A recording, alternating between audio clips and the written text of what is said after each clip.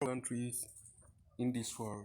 Now I've made this clip to clarify more about how to make your phone fast and stable on internet. Guys, the first step is to subscribe to my YouTube channel, International Tech Hub.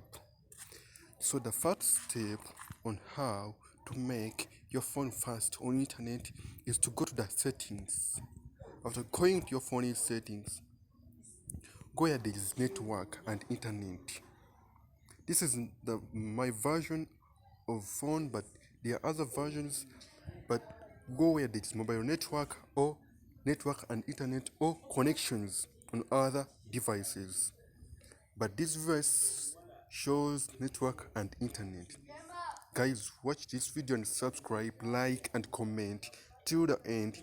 So guys, let us go to the first step. Press where there is network and internet. After pressing where there is network and internet, our main reason is to make our phone fast on internet. We are looking for the mobile network. We're gonna press mobile network. After pressing mobile network and after skipping all that case, we are gonna press mobile network. After pressing mobile network, we're gonna go where there is advanced. We're gonna put our phone to 4G or 3G or GSMS auto. Thank you guys for following, follow and subscribe for more. Thank you.